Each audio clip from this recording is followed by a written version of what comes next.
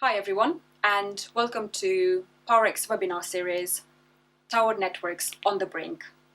We will be discussing how technology and innovation are helping owners and operators of tower networks optimize and redefine power performance, therefore changing the paradigm for the TowerCo business model.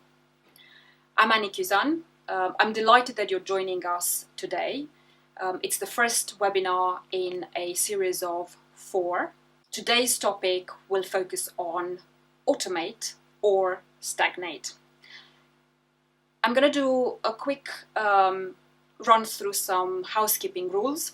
Primarily, if you have questions during this session, please drop them into the chat. You have a questions button somewhere on the top right hand side of your screens. Please write your questions and we will try to come back before the webinar finishes. If not, we will pick them up and follow up after this session. We will come back to the title of the series, but first of all, please let me introduce our guest for today, James Gray, Director of Telecom Strategy for PowerX. James, welcome. Thank you very much, Annie. It's a pleasure to be here. You've worked most of your career in the telecom industry. We will be writing up your credentials for those that are interested. You've worked exclusively in markets where power management and tower management have been pretty challenging, especially developing markets, and therefore you've seen over the last decades how the TowerCo model has grown and evolved over time. Can you start by telling us a bit about where the industry is today and what are we on the brink of? Okay, Annie, as I said, it's a pleasure to be here. I think we're on the brink of a transformation from what has been going on for the last 15 odd years to a new paradigm where data is going to be much more important, okay? And basically, if we look at the TowerCos today, really converging pressures on the TowerCo industry. The first one is the unrelenting growth of mobile connectivity, particularly in the developing world. The number of users is going up, or indeed people who've got more than one phone, if you count that. The increase in bandwidth, if you go from 3G to 4G, 4G to 5G, you effectively almost have to triple the amount of points of presence for each G increase. And also geographical coverage. And by that I mean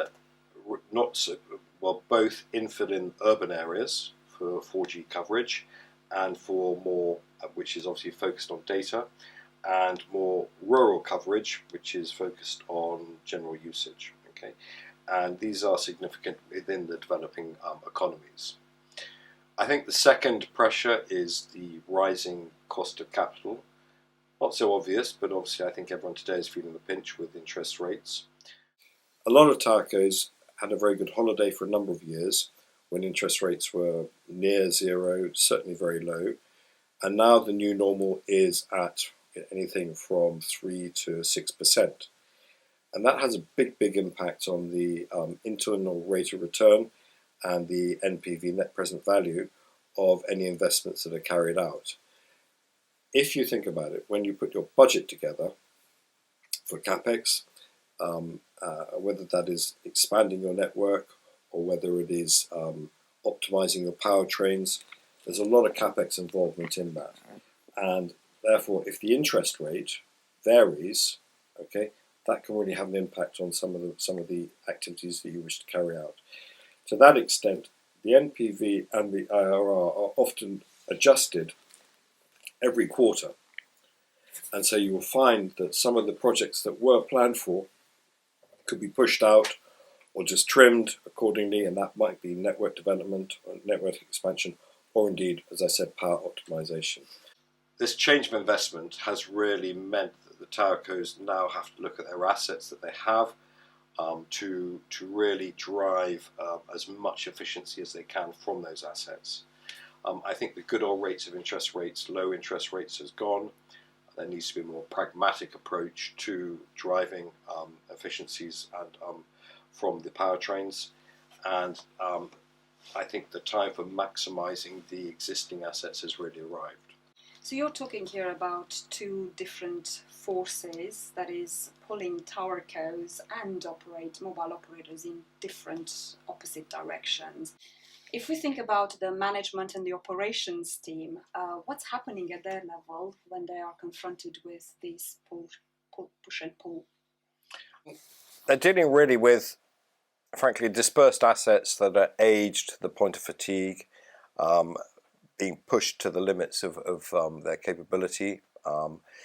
They are inheriting teams that are under-resourced and overstretched, that have been limited in terms of the OPEX to spend, and which have been focused on issue resolution rather than prevention. And they've inherited too many unconnected applications and fragmented data reserves. And the teams they've inherited have been really focused on uptime SLAs for the active network rather than looking at optimizing the network to maximum efficiency. What are they actually dealing with? Certain factors such as the increased number of tenants on a site, so increased lease-up rate, that's how they make their money. Okay. Then there are the changes of technology from 3G to 4G, 4G to 5G. Those changes require huge difference in the amount of power that is required to run those sites. That becomes the towerco's issue. Stringent demands from the operators on SLAs, which were pretty relaxed before, so 99.95 up to 99.97, even higher.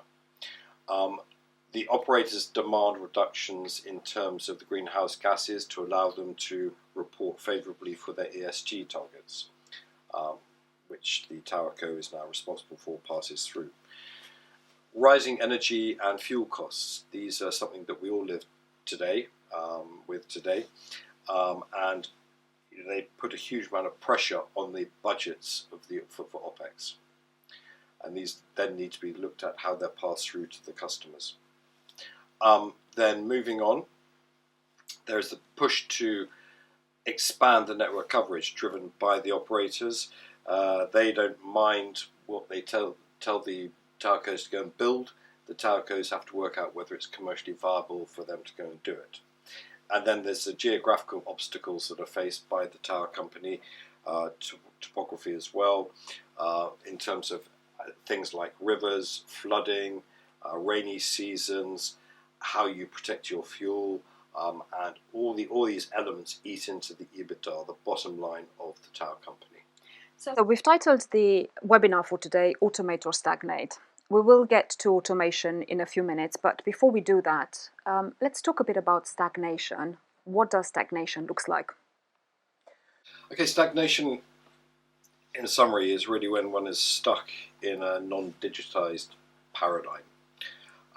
It's when one is operating suboptimally, lacking data, visibility, the insights to make informed decisions, and not really leveraging modern technology and digitalization to drive efficiencies and the optimal use of limited resources.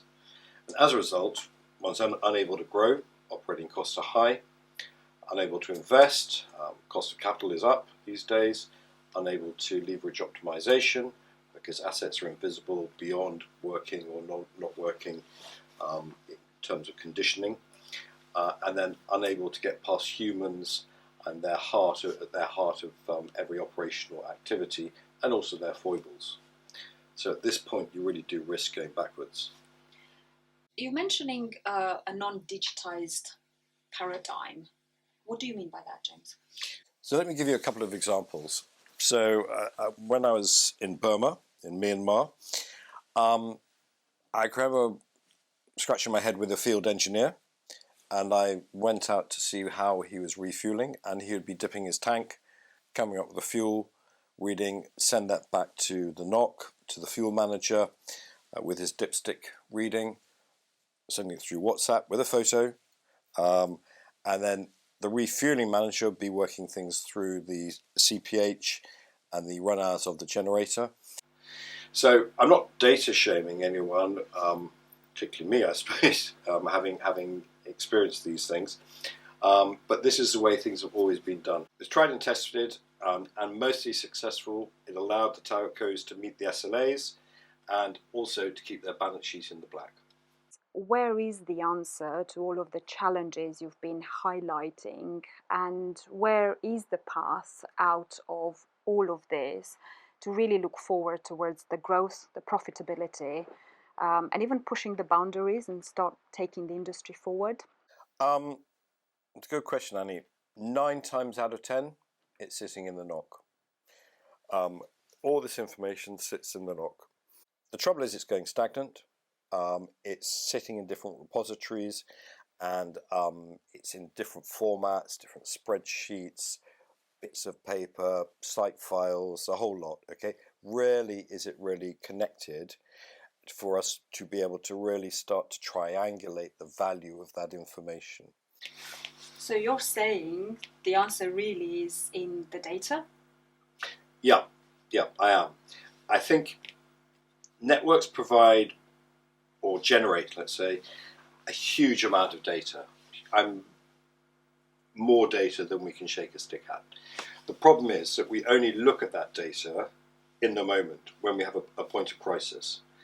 And the number one priority of a NOC is to keep the network uptime to the standard where the towerco is not going to suffer penalties. And if you can overachieve, then you're going to get rewards. But with all the information that we have at our hands, it takes time to analyze all these insights and to start to drive improvements across the network. And the behavior is not there yet. So the data is a challenge on how to sort it out and make it useful. And if you did that, it would make an incredible opportunity to use that data to really drive network efficiency. Let's talk a bit about the challenge. Why is that a challenge? Think about a NOC and an A&E, Accident and Emergency Department in the hospital. In the hospital, people arrive after an incident, a car crash or whatever it is, and you turn around and say, critical, very seriously injured, walking wounded, kind of. Okay? So then you triage the critical guy, the guy whose life is under threat. Okay? Same with a NOC. One has to gather all this information and work out what is the most serious event that one needs to deal with. Okay, it's no point just taking the first one off the rank and dealing with that because it might not be that important. So you have all this information pouring in. What you need to do is to be able to determine very quickly what is the issue, so you then know how to treat it. Okay, so what do I do first and how do I do it? And if you can work that out relatively quickly, you can then prioritize all the actions you need to do for the different sites. However, a lot of this information is really buried in the data. We've got too much data. The towers, the power trains, a lot of data pouring in, and from the RMS. It's sent to the NOC and the operations team, and they can't do anything apart from deal with the critical alarms. And so the alarms themselves are not particularly smart. They're basically telling you that equipment has failed to start or has failed to stop, temperature is too high, or there's unauthorized access, but they don't tell you why. So you have all this information saying something's happened, great, but it doesn't say why it's happened, and that's where we can add a great deal of value. How much data are we really talking about? I've seen between 8 and 16 million alarms per month. That's mind-blowing. It is mind-blowing, and most of those just get left behind because it's too much for a NOC to deal with. So they're just going to deal with what they need to do to keep the network running. So 10 years ago, a NOC engineer could deal with, let's say, with 100 sites. Okay, These days it's doubled, it doubles every few years, so 200, 400, 800 in some areas. And everyone thinks, great, we're getting lots of data and lots of alarms, but we're just not making their life easier, because the majority of those data points, those alarms, are just getting pushed to one side to keep the network running. So what's in this data that is that useful? Very simple, treasure. Treasure? Explain. So if I look at a site itself, I look at my different elements of the powertrain. Okay, so I have a generator, batteries, solar, grid, rectifier. Okay, they're all working in unison. Okay, when I start to see anomalies in the way they're working, but I'm picking that up, I'm not necessarily getting any alarms or anything like that. What I'm getting is a series of observations. If we look at the data from an asset, let's say the power output from solar, we can see patterns over time that help us inform us of a problem. Okay? In this case, if we look at the example, we can see that the tailing off curve shows that the energy is wasted. However, if you look at a different pattern of a split curve, it will show you that the shading is on site. Okay? And then you can get the solution to know how to fix the problem. So the real value for the NOC team is being able to gather all this automated deep data and investigate at scale to then derive the solution. And you can see through the patterns, as you say there, you can see through the tailing off or the split on what the solution could be. So basically one's gathering billions of data points over time, and this will highlight anomalies and trends, pointing to, telling us what the problem is first of all, and then telling us what the fix is. So the big difference is it's not an alarm, it actually takes us slightly to the problem itself.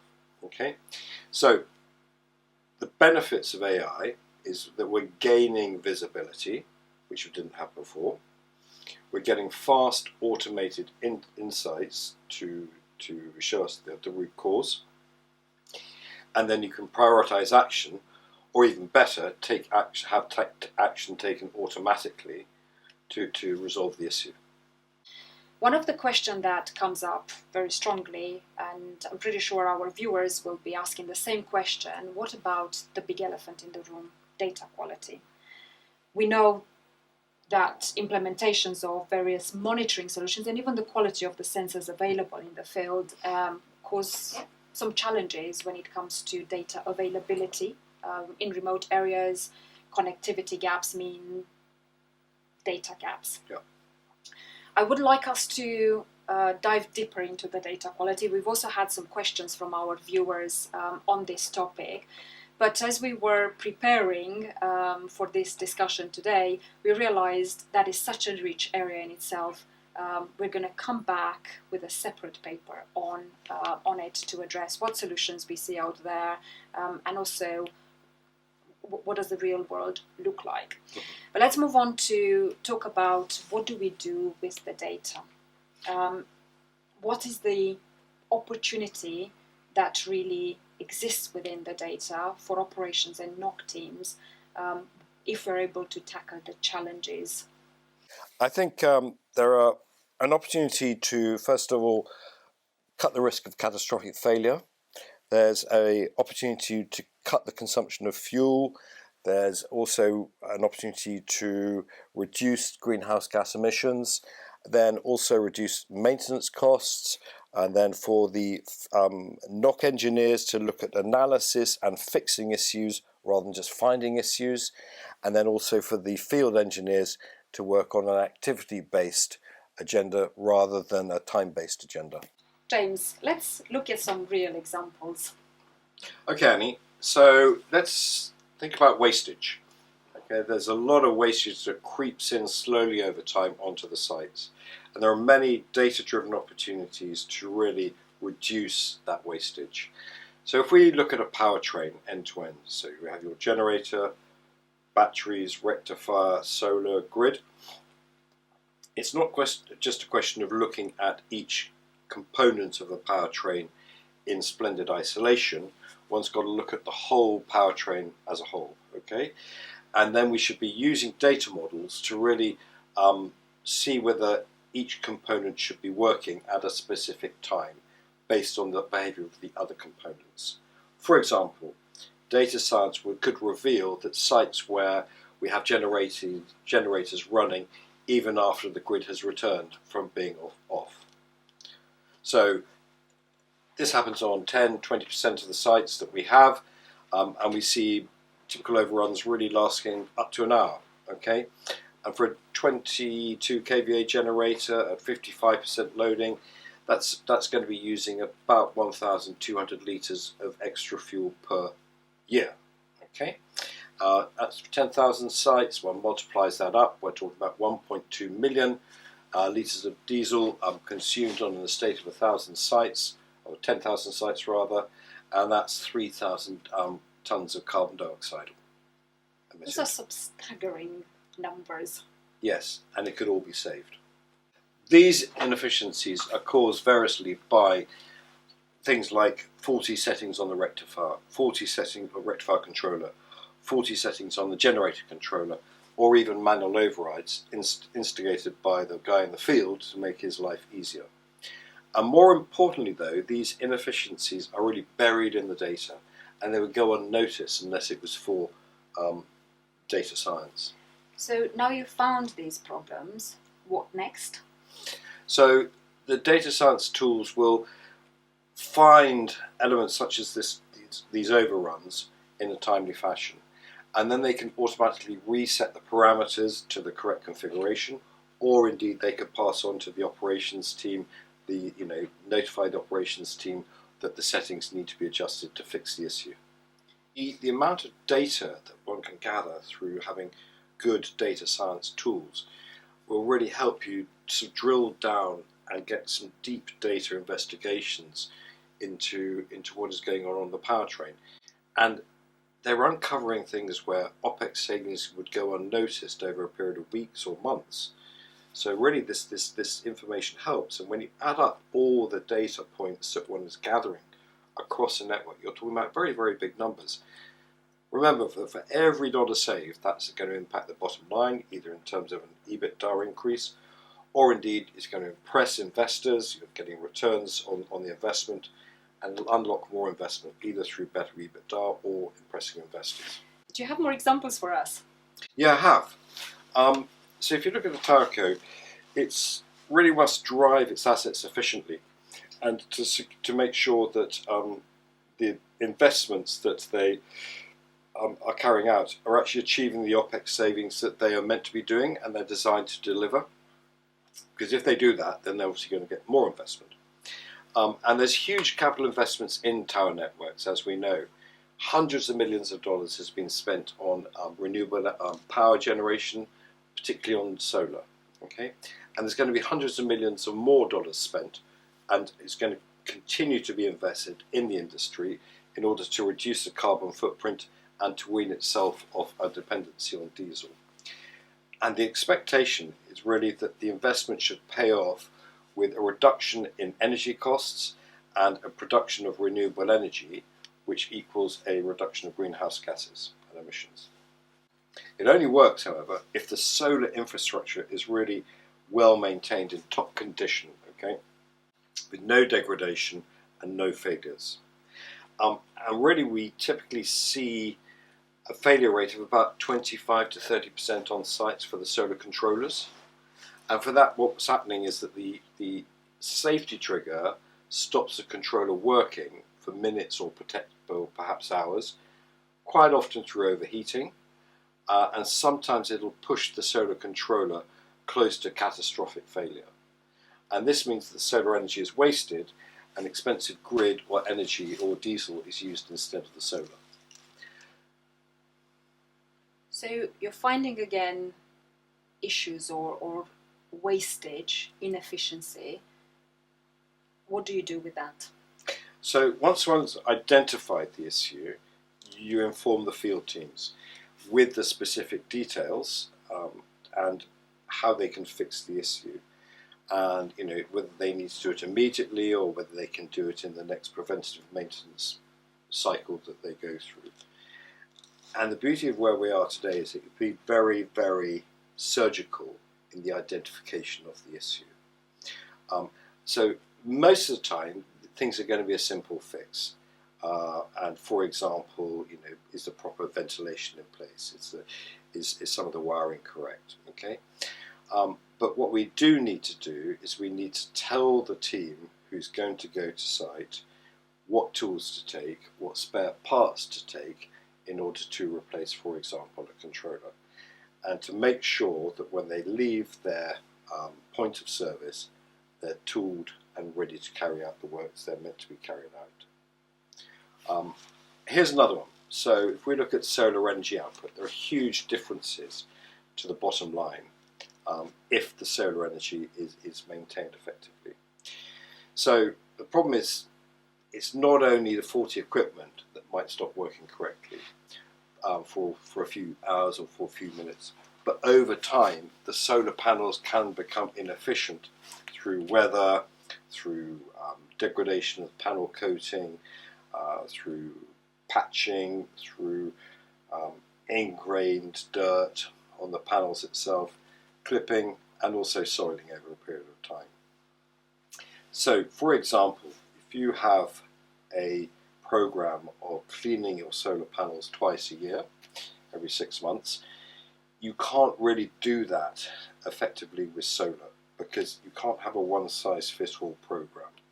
For example, I've just been in one country where the panels are in a large city, and also there are roadworks, also another one where there was a cement works nearby. We diagnosed that through the solar efficiency, for the solar performance, and we said that these sites need to be cleaned once a week. Meanwhile, up in the mountains, the panels only need to be cleaned every 4 to 6 months because the air is wonderfully pure, much purer than in the city or sort of downwind from a cement works. And we were able to help the teams, the field teams, come up with a solution on how to drive activity-based field services rather than time-elapsed field services. But is this a meaningful loss, really? We risk losing more than 50-60% of potential solar output from a site.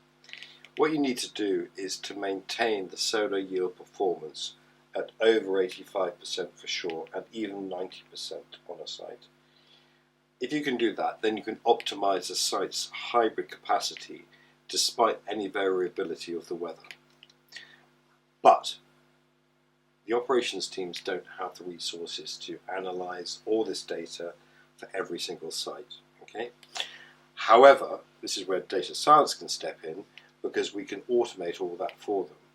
And therefore we can proactively notify the services teams when they need to service or clean a site. And to that extent, it's really where the losses are higher than the cost of visiting a site to carry out that maintenance. James, could we maybe put the impact of all of this in numbers? What does it mean for the bottom line? Certainly. So let's have a look at this example. Where several thousand sites were affected and remedied by this one issue. Okay, the fuel savings across the whole of this network from this one intervention was around 1 million litres of diesel over a year. Put that into emissions, that's 2,340 tonnes of CO2 that was saved from being pumped into the atmosphere. So if we step back from all of the individual examples you took us through and look at the big picture, what's the impact of all of these types of improvements? Well, energy optimization represents one part of the tower management spectrum, okay? But that is the bit, that the energy bit is the bit that can be really overhauled with automation and data science to become much more effective. And you've got to appreciate how much energy it costs to keep a tower network going. Okay, cell towers, 4G cell towers, are incredible energy guzzlers. If you think about it, a 4G cell tower with 2 tenants, okay, that's using up to around 200 kilowatt hours of energy a day. Okay, that is the same energy as it would be for a mini grid in Africa that supplies power to 3,000 residents and 35 businesses in a village. Okay, you take a network of 10,000 towers, okay, multiply that out, you're talking about supplying the same amount of energy. Remember, just 10,000 towers to supply energy to 19 million people and nearly 250,000 of small businesses. So that's a huge amount of power. Even with this amount of power, with a small improvement, okay, of one aspect of the tower's efficiency, one could have an enormous impact on the bottom line. Your numbers make this really impactful, real. Is this why it's so important for towercos and mobile operators to invest in renewable energy? I mean, we're seeing so much focus on sizing up, planning for investment in renewable energy. Obviously, there is the prerogative to reduce the carbon footprint, but from what you're describing, there is a huge opportunity there on saving energy cost. Yeah, I think if you look at a towerco portfolio, often it's split legacy and new build. Okay, new build is always around hybrid powertrains. Okay, because from the get-go they can have lower lower costs in terms of energy, fuel usage. Okay, the skill actually comes on the legacy towers, how the AI and the machine learning can really help push the efficiencies in the legacy towers themselves. Okay, but when you set up a hybrid power system, okay, you can't just sort of let it get on with it, and that's always a problem that I think some of the older towerco veterans, dare I say, people like myself, used to think. You could just leave it and run itself and get on with the sweatier side of life. Okay, a hybrid power system is really like having a central heating system. If you set it mid-winter and think it's going to run efficiently all year round, you're missing the point. It's got to be managed. So I think I like to think about the hybrid solution as really being automation with systemic efficiencies built in. Let me ask you this question. Does this mean that operations teams and NOCs will be laying off staff now? No, absolutely not. No, I don't see that happening at all. I think it's all about productivity. I don't think that the teams are as productive as they could be. Not because it's their fault, they just don't have that information to hand. Okay? As the networks expand and as the data is used more, the staffing levels will remain static, the guys just become more efficient. Everyone in the tower company will be doing more, okay, in the same space of time, but with more data, okay? And I think, the automation side really drives intelligence, and I mean intelligent machines, managed by intelligent humans, okay, doing intelligent things. And the last thing, intelligent things, is really, really important, okay? You can expand your network without having to expand your NOC. What you need to do is to get more done, more accurately, and faster. I would like to discuss next how automation impacts business processes, but I think we've probably just run out of time, and therefore we will make this a topic of discussion for our next webinar, which is due to come out on the 1st of August. We will focus very specifically on how automation is just the first step on this journey. You will have the details on the next webinar on the screen. But James, thank you very much for your time and your insights. It's great to have you here. Well, thank you very much for having me, Annie. Thank you to the audience for watching us. Just before we close off the webinar today, we would like to take a few questions from the audience. We had a number of questions that came through during the registration process, so thank you very much for those that submitted them. And also there are a few questions that have popped up in the chat. So we'll go there next. Thank you very much. Thanks, James. Thank you, Annie.